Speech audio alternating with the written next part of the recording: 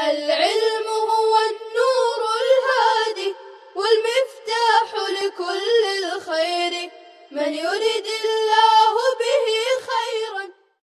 بسم الله الرحمن الرحيم. الحمد لله رب العالمين. الحمد لله حمدا كثيرا طيبا مباركا فيه.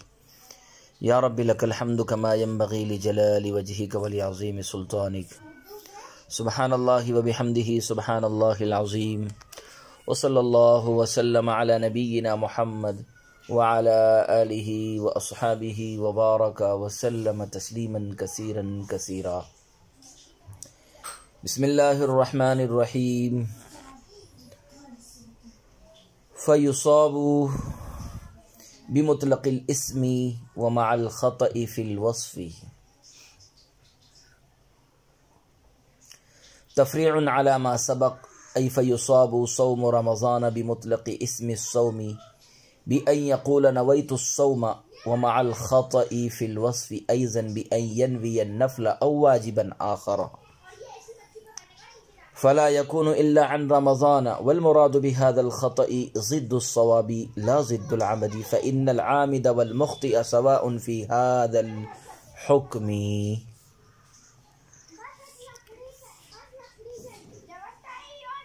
چنانچہ رمضان کا روزہ مطلق صوم سے درست ہو جائے گا اور خطا فی الوصف کے ساتھ بھی درست ہوگا. یہ ما قبل پر تفریح ہے، یعنی رمضان کا روزہ محض روزے کے نام سے صحیح ہو جائے گا بئیں طور کے کہے کہ میں نے روزے کی نیت کی، اور وصف میں خطا کے ساتھ بھی بئیں طور کے نفل یا واجب آخر کی نیت کرے، پس رمضان ہی کا روزہ ادا ہوگا. اور اس خطا سے ثواب کی ضد مراد ہے، نہ کہ عمد کی ضد، اس لیے کہ عامد اور مخطی اس حکم میں برابر ہیں. عزیز طلبہ کرام، متن کی یہ عبارت ماتن کے سابقہ قول فیصیر غیرہ منفیا پر متفرع ہے، اور اس کا حاصل یہ ہے کہ جب رمضان میں غیر رمضان کا روزہ مشروع نہیں ہے بلکہ منتفی ہے، تو رمضان کا روزہ مطلق صوم کی نیت سے بھی درست ہو جائے گا. مثلا دل یا زبان سے یہ کہے کہ میں نے روزے کی نیت کی، اور اسی طرح خطا فی الوصف کے باوجود بھی درست ہو جائے گا. مثلا رمضان میں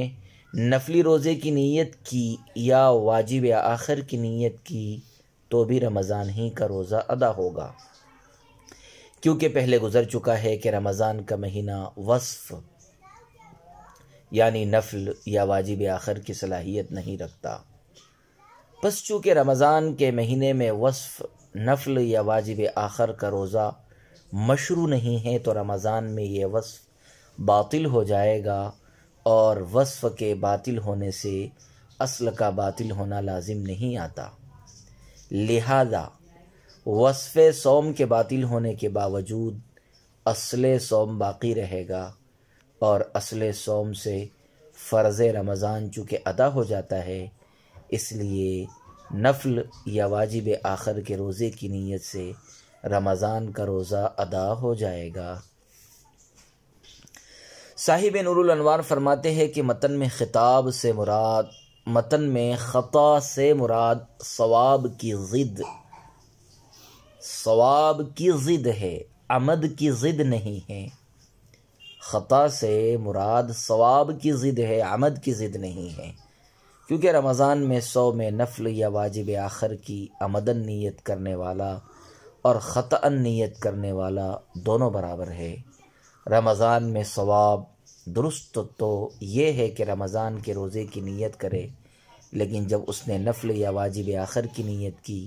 تو خطا ہے، خواہ یہ نیت عمدن ہو خواہ خطأً ہو. دونوں صورتوں میں یہ حکم ہے کہ رمضان کا روزہ ادا ہوگا، نفل یا واجب آخر ادا نہ ہوگا. الا فی المسافر ینوی واجبا آخر عند ابی حنیفۃ استثناء من مقدر ای يصاب رمضان مع الخطأ في الوصف في حق كل واحد إلا في المسافر حال كونه ينوي في رمضان واجبا آخر من القضاء والكفارة فإنه يقع عما نوى لا عن رمضان عند أبي حنيفة رحمه الله تعالى، لأن وجوب الأداء لما سقط في حقه يتخير بعد ذلك بين الأكل وبين واجب آخر، وعندهما لا يصح لأن شهود الشهر موجود في حقه كالمقيم، وإنما رخص له بالإفطار لليسر، فإذا لم يترخص عاد حكمه إلى الأصل فلا يقع عما نوى بل عن رمضان۔ مگر حضرت امام ابو حنیفہ رحمہ اللہ تعالیٰ کے نزدیک مسافر میں کہ وہ واجب آخر کی نیت کر سکتا ہے، یہ مقدر سے استثناء ہے، یعنی رمضان کا روزہ خطا فی الوصف کے باوجود ہر ایک شخص کے حق میں درست ہوگا، مگر مسافر کے حق میں اس حال میں کہ وہ رمضان میں واجب آخر یعنی قضاء اور کفارے کی نیت کرے، کیونکہ امام صاحب رحمۃ اللہ علیہ کے نزدیک اسی سے واقع ہوگا جس کی نیت کی ہے، نہ کہ رمضان سے، اس لیے کہ جب اس کے حق میں وجوب ادا ساقط ہو گیا تو اس کے بعد وہ کھانے اور واجب آخر کے درمیان مختار ہوگا، اور صاحبین کے نزدیک صحیح نہ ہوگا، کیونکہ شہود شہر مسافر کے حق میں بھی مقیم کی طرح موجود ہے، اور مسافر کو صرف آسانی کے لیے افطار کی اجازت دے دی گئی ہے، بس جب اس نے اس رخصت کو قبول نہ کیا تو اس کا حکم اصل کی طرف لوٹ آیا، لہذا نیت کے مطابق روزہ ادا نہ ہوگا بلکہ موجودہ رمضان کا روزہ ادا ہوگا۔ عزیز طلبہ کرام، نور الانوار صاحب نور الانوار کہتے ہیں کہ الا فی المسافر استثناء ہے، اور اس کا مستثنی منہ مقدر ہے،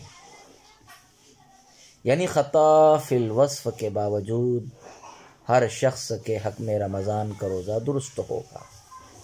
لیکن اگر مسافر رمضان میں کسی واجب آخر یعنی قضاء یا کفارے کی نیت کر لے تو حضرت امام ابو حنیفہ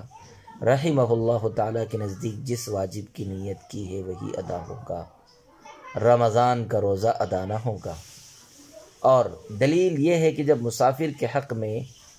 آیت وَمَنْ كَانَ مِنْكُمْ مَرِيضًا أَوْ عَلَى سَفَرٍ فَعِدَّةٌ مِّنْ أَيَّامٍ أُخَرَ کی وجہ سے وجوب ادا ساقط ہو گیا تو اس کے حق میں رمضان شعبان کے مرتبہ میں ہو گیا، اور شعبان میں ہر آدمی کو اختیار ہے کہ وہ افطار کرے، روزہ نہ رکھے یا کوئی واجب روزہ رکھ لے۔ اسی طرح مسافر کو اختیار ہوگا کہ وہ رمضان میں چاہے تو بالکل روزہ نہ رکھے اور چاہے تو موجودہ رمضان کے علاوہ کوئی واجب آخر ادا کر لے۔ بس جب مسافر کو رمضان میں واجب آخر ادا کرنے کی اجازت دے دی گئی تو واجب آخر کی نیت کرنے سے واجب آخر ہی ادا ہوگا، موجودہ رمضان کا روزہ ادا نہ ہوگا۔ صاحبین رحمہ اللہ تعالیٰ نے فرمایا کہ رمضان میں اگر مسافر بھی واجب آخر کی نیت کرے گا تو اس کی طرف سے بھی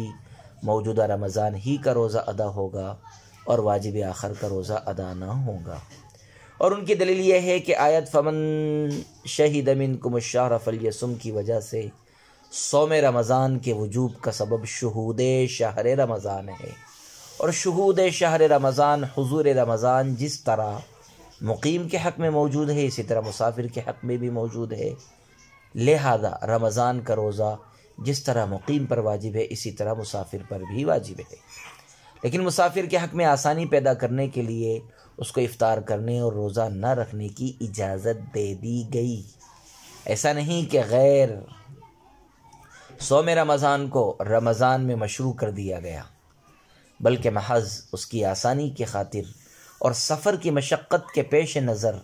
اس کو افطار کرنے کی رخصت دے دی گئی ہے، مگر جب اس نے شریعت کی عطا کردہ رخصت سے فائدہ نہیں اٹھایا اور روزے رکھنے کی زحمت گوارا کر ہی لی تو اس کا حکم اصل کی طرف لوٹ جائے گا، یعنی شہود شہر کے متحقق ہونے کی وجہ سے مقیم اور مسافر دونوں کا حکم یکساں ہو جائے گا، اور جس طرح مقیم رمضان میں جو بھی روزہ رکھے گا وہ رمضان نے موجودہ ہی کا شمار ہوگا، وہ رمضان موجودہ ہی کا شمار ہوگا، اسی طرح مسافر بھی جس روزے کی نیت کرے گا وہ روزہ موجودہ رمضان ہی کا شمار ہوگا۔ وَهَذَا الْمُسَافِرُ مُتَلَبِّسٌ بِخِلَافِ الْمَرِيضِ فَإِنَّهُ إِنْ نَوَى نَفْلًا أَوْ وَاجِبًا آخَرَ لَمْ يَقَعْ عَمَّا نَوَى لِأَنَّ رُخْصَتَهُ مُتَعَلِّقَةٌ بِحَقِيقَةِ الْعِجْزِ لَا الْعِجْزُ التَّقْدِيرِيُّ فَإِذَا صَامَ وَتَحَمَّلَ الْمِحْنَةَ على نفسه علم أنه لم يكن عاجزا فيقع عن رمضان وهذا هو المختار. وقيل رخصته أيضا متعلقة بالعجز التقديري وهو خوف زيادة المرض فهو كالمسافر. وقيل في التطبيق بينهما أن المريض الذي يضر به الصوم كمرض حمى البرد ووجع العين فرخصته متعلقة بخوف ازدياد المرض العجز التقديري، والمريض الذي لا يضر به الصوم كمرض ابتلاء البطن فرخصته متعلقة بحقيقة العجز، فإذا صام هذا المريض ظهر أنه لم يكن له عجز حقيقي فلا يقع عما نوى بل عن رمضان. اور یہ مسافر مریض کے خلاف ہے، اس لیے کہ اگر مریض نے نفل یا واجب آخر کی نیت کی تو جس کی نیت کی وہ واقع نہ ہوگا، اس لیے کہ مریض کی رخصت حقیقت عجز کے ساتھ متعلق ہے، نہ کہ تقدیری اور فرضی عجز کے ساتھ. پس جب مریض نے روزہ رکھا اور اپنے نفس پر مشقت برداشت کی تو معلوم ہو گیا کہ وہ عاجز نہیں تھا، لہذا رمضان کا روزہ واقع ہوگا،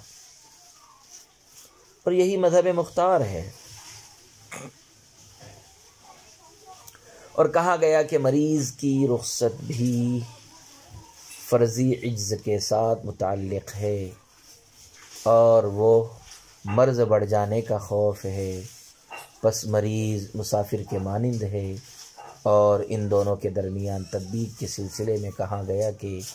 وہ مریض جس کو روزہ نقصان دیتا ہو، جیسے سردی کے، بخار کا مرض اور آنکھ کا درد، تو اس کی رخصت ازدیاد مرض کے خوف اور فرضی عجز کے ساتھ متعلق ہوگی. اور مریض جس کو روزہ نقصان نہ دیتا ہو، جیسے پیٹ کی بد ہضمی، تو اس کی رخصت حقیقت عجز کے ساتھ متعلق ہوگی. پس جب اس مریض نے روزہ رکھا تو ظاہر ہو گیا کہ اس کے لیے حقیقت عجز نہیں تھا، لہذا اس کی نیت کے مطابق روزہ واقع نہ ہوگا بلکہ موجودہ رمضان کا روزہ ادا ہوگا. عزیز طلبہ کرام، صاحب منار کہتے ہیں کہ مسافر کا حکم مریض کے حکم کے برخلاف ہے، کیونکہ اگر مریض نے رمضان میں نفلی روزے یا واجب آخر کے روزے کی نیت کی تو نفل یا واجب آخر کا روزہ ادا نہ ہوگا بلکہ موجودہ رمضان کا روزہ ہی ادا ہوگا، اس لیے کہ مریض کے لیے روزہ نہ رکھنے کی اجازت اور رخصت حقیقی عجز کے ساتھ متعلق ہے، احتمالی اور فرضی عجز کے ساتھ متعلق نہیں ہے. لہذا اگر مریض روزہ رکھ لے اور نفس پر مشقت برداشت کر لے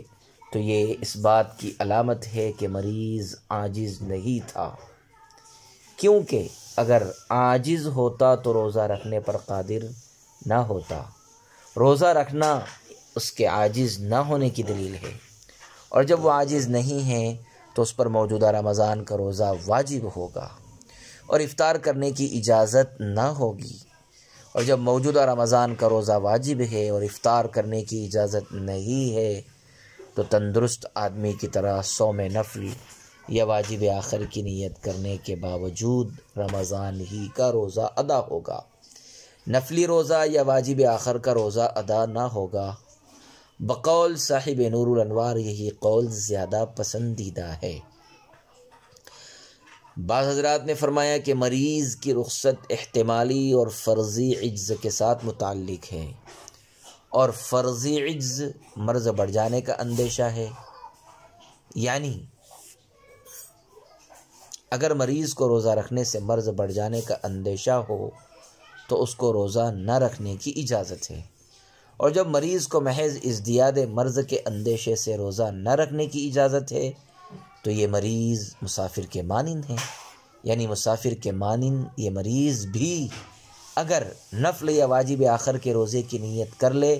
تو نیت کے مطابق ہی روزہ ادا ہوگا اور رمضان کا روزہ ادا نہ ہوگا۔ بعض حضرات نے سابقہ دونوں قولوں میں تطبیق کی کوشش کی ہے اور فرمایا ہے کہ مریض دو طرح کے ہیں، ایک وہ جس کو روزہ نقصان پہنچاتا ہے، جیسے سردی کے بخار کا بیمار اور آنکھ کے درد کا بیمار۔ اس مریض کی رخصت تو ازدیاد مرض کے خوف اور احتمالی اور فرضی مرض کے ساتھ متعلق ہے، جیسا کہ قول ثانی کے قائلین نے فرمایا ہے، اور وہ مریض جس کے لیے روزہ رکھنا مضر نہیں ہے بلکہ ایک گنا مفید ہے،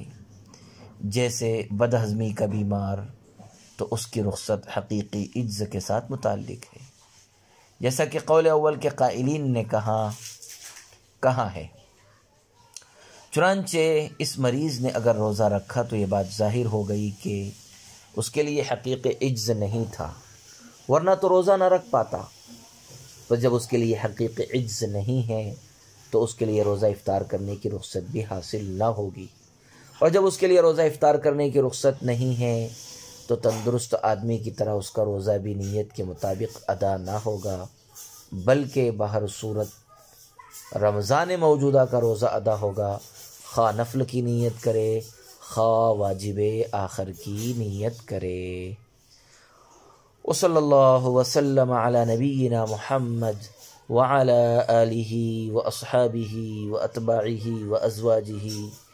ومن تبعهم بإحسان إلى يوم الدين وسلم تسلیما كثيرا كثيرا۔ السلام عليكم، لا تنسوا الاعجاب بالفيديو والاشتراك في القناة تشجيعا لنا لنستمر بنشر المزيد إن شاء الله.